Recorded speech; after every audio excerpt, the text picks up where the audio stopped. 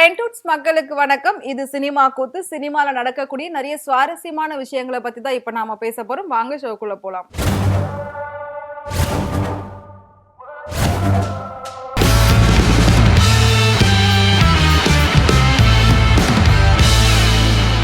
Hi, எப்படி இருக்கீங்க? Hi, நல்லா இருக்கேன். நீங்க எப்படி இருக்கீங்க? நானும் நல்லா இருக்கேன். நம்ம வந்து ஒரு பிரேக் எடுத்து தான் மீட் பண்ண வேண்டியதா இருக்கு.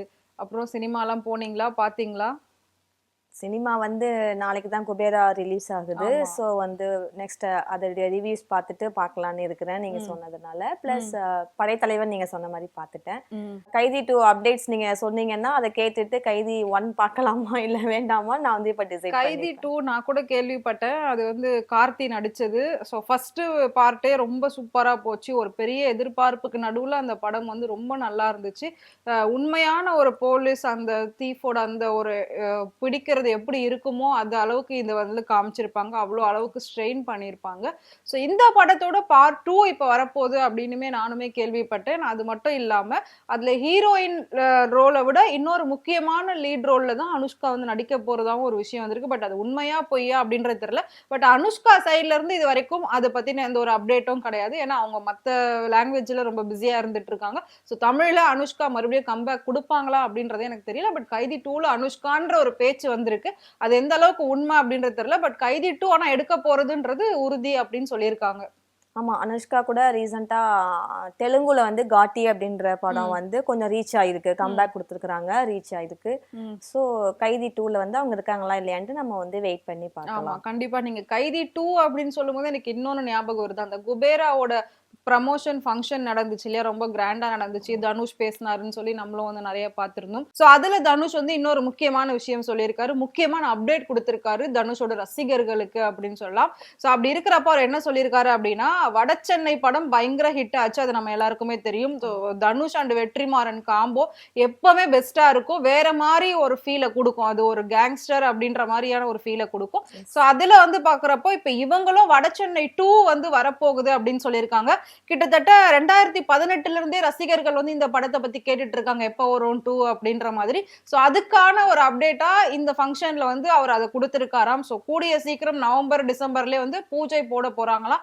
அண்ட் நெக்ஸ்ட் இயர்ல வந்து அந்த படம் ரிலீஸ் பண்றதுக்கான வாய்ப்புகள் இருக்கு அப்படின்னு சொல்லியிருக்காங்க. சோ வடசென்னை 2க்காக மொத்த ஆடியன்ஸும் வெயிட் பண்றாங்க. முக்கியமா தனுஷோட ரசிகர்களுக்குலாம் இது வந்துட்டு ஒரு ஐ ட்ரீட்டா இருக்கும் அப்படின்னு நினைக்கிறேன். சோ வடசென்னை 2 பார்க்க நானுமே ரொம்ப ஆவலா வெயிட் பண்ணிட்டு இருக்கேன். வேற என்ன நியூஸ் இருக்கு சினிமால, வேற என்ன வந்திருக்கு புதுசா? நீங்க வடச்சென்னைன்னு சொல்லும்போது ஆபீஸ்ல நடக்கிற கூத்துக்கள்லாம் ஞாபகத்துக்கு வருது. ஏன்னா இது வந்து செந்தில் பிளாக், இது வந்து குணா பிளாக், நீங்க அங்க இருந்து இங்க வர்றீங்க அப்படின்லாம் வந்து கலாய்ச்சிட்டு இருப்பாங்க. நிறைய பேர் வந்து வெயிட் பண்ணிட்டு இருக்கிறாங்க அந்த வடசென்னை 2 அன்போட அந்த எழுச்சி எப்படி இருக்கும் அப்படின்ட்டு. அந்த வடசென்னை 2க்காக நிறைய பேர் வெயிட் பண்ணிட்டு இருக்காங்க.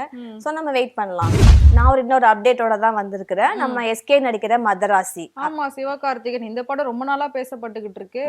அந்த படத்துல நடிக்கிற ஹீரோயினுடைய ஒரு அப்டேட்டோட தான் வந்திருக்கா. அவங்க நேம் வந்து ருக்மணி வசந்த். இவங்க வந்து கன்னடால பகீரான்ற மூவி மூலமா இன்ட்ரடக்ஷன் ஆனாங்க. அந்த மூவி வந்து ஓரளவு நல்லாவே ரீச் ஆனிச்சு. அதுக்கப்புறம் தமிழ்ல வந்து விஜய் சேதுபதி, யோகி பாபு சார் இவங்களோட ஏஸ்ன்ற மூவி மூலமா தமிழுக்கு வந்தாங்க. ஆனா அது அந்த அளவுக்கு ஹிட் இல்ல, அந்த அளவுக்கு ரீச் ஆகல. இருந்தாலும் மதராசில எஸ்கேவோட வந்து ஜாயின் பண்ணிருக்காங்க. ஸோ அவங்க பெர்ஃபார்மன்ஸ் எப்படி இருக்கு, அவங்க ரசிகர்கள் மனதை கவருவாங்களா இல்லையான்னு நம்ம வந்து வெயிட் பண்ணி பார்க்கலாம். கண்டிப்பா. அதுவும் சிவகார்த்திகேயன் கூட ஒருத்தவங்க ஜோடி சேர்றாங்கன்னா கண்டிப்பா அவங்க அடுத்த லெவலுக்கு போறதுக்கான வாய்ப்புகள் இருக்கு. பிளஸ் புதுசா ஒரு பர்சன் தான். எப்பவுமே சிவகார்த்திகேயன் கூட நடிக்கிற ஒவ்வொரு ஹீரோயினுமே ரொம்ப நியூவா தான் இப்போ வந்துகிட்டு இருக்காங்க. ஸோ இவங்களும் மேபி நியூவா தான் இருப்பாங்க. ஸோ பார்க்கலாம் இவங்க 2 பேரோட அந்த ரொமான்ஸ் கெமிஸ்ட்ரிலாம் வந்து எப்படி ஒர்க் அவுட் ஆகுது அப்படின்றது. ஸோ இதை தாண்டி பார்த்திபனுடைய பையன் வந்து இயக்குனரா ஒரு உருவெடுக்கிறதாவுமே நான் ஒரு விஷயம் கேள்விப்பட்டேன். நீங்க கேள்விப்பட்டீங்களா? கேள்விப்பட்டேன். இப்ப பார்த்திபன் சார் வந்து எவ்வளவு பெரிய லெஜெண்ட். அவங்க வந்து கே பாக்யராஜ் சாரோட அசிஸ்டன்ட், அது எல்லாருக்குமே வந்து தெரியும். ஆல்மோஸ்ட் 14 மூவிஸ் கிட்ட அவங்க வந்து ப்ரொடியூஸ் பண்ணிட்டாங்க. 70 மூவிஸ்க்கு மேல ஆக்ட் பண்ணிட்டாங்க. வெற்றி கொடிக்கட்டு, அழகி, ஆயிரத்தில் ஒருவன், ஒரு யூனிக்கா இருக்கும். எல்லாமே வந்து ஹிட்டான படங்கள் தான். இப்ப அவருடைய பையன் வந்து டைரக்ட் பண்ண போறாராம். அவர் வந்து ஒரு அழகா ட்வீட் வந்து போட்டிருந்தாங்க. என் பையன், அவங்களுடைய பையன் பேர் வந்து ராக்கி பார்த்திபன். என் மகன் என் உயிருக்கு நிகர்.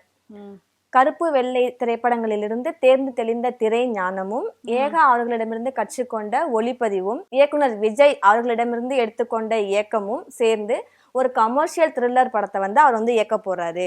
அதோட இல்லாம அந்த படத்துல எனக்கும் வந்து ஒரு ரோல் தரேன்னு சொல்லியிருக்காரு. என் பையன் இயக்குற படத்துல நான் வந்து நடிக்க போறேன், இது வந்து எனக்கு பெருமை தான் அப்படின்னு ஒரு ட்வீட் வந்து ரொம்ப அழகா போட்டிருக்காங்க. ஸோ இந்த விஷயம் இப்ப சினிமாவுல ரொம்பவே நடந்துகிட்டு தான் இருக்கு. ஒண்ணு அப்பாவோட படத்துல பையன் நடிப்பாங்க. இல்லாட்டி பையனோட படத்துல வந்து அப்பாக்கள் நடிக்கிற மாதிரியான சீன்ஸ் வந்து இப்ப நெறையவே வந்துகிட்டு இருக்கு. ஸோ அந்த வகையில பார்த்திபனுக்கு பையன் இருக்கிறதேன்றது ஒரு பெரிய ஷாக்கா இருக்கும். பல பேருக்கு மேபி தெரியாது. பொண்ணு தான் வெளிய தெரியும். ஸோ பையன் இருக்காங்க. இப்ப அவங்க டைரக்டராவுமே வந்து வரப்போறாங்க.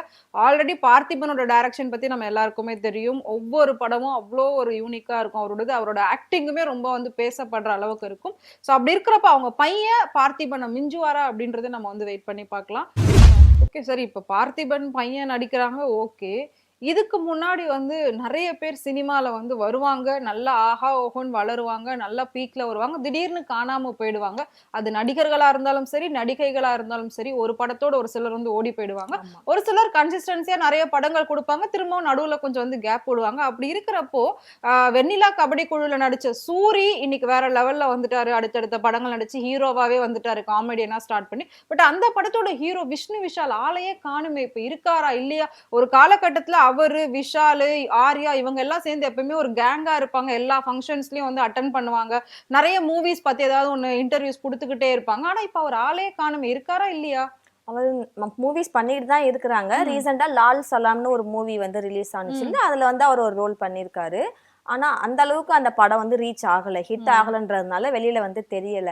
ஈவன் விஷ்ணு விஷால் அவங்க அப்பாவுமே திட்டியிருக்காங்க. நீ என்ன அமீர் கான் சாரா, வருஷத்துக்கு ஒரு படம் ஹிட் படம் கொடுத்துட்டு பேசாம இருக்கிறதுக்கு, அடுத்தடுத்து என்னன்ட்டு பார்க்கணும், இல்லைன்னா நீ சினிமாவுல இருந்து காணாமலே போயிடுவ அப்படின்ட்டு ம். அவங்க அப்பா வந்து திட்டியிருக்கிறாங்க.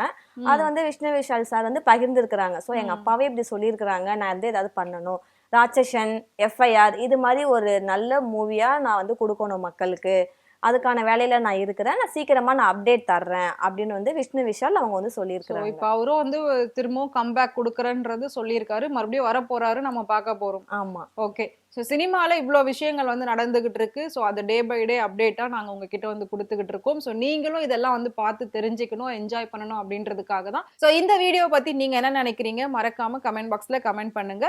சினிமால நடக்கக்கூடிய நெறைய சுவாரஸ்யமான விஷயங்கள், சினிமா நடிகர், நடிகைகள பத்தின புதுமையான விஷயங்கள், சினிமாவ பத்தின நெறைய அப்டேட்ஸ் உங்களுக்கு தெரியணும்னு நினைச்சீங்கன்னா, மறக்காம ஃப்ரெண்ட்வுட் சேனல ஃபாலோ பண்ணிக்கோங்க.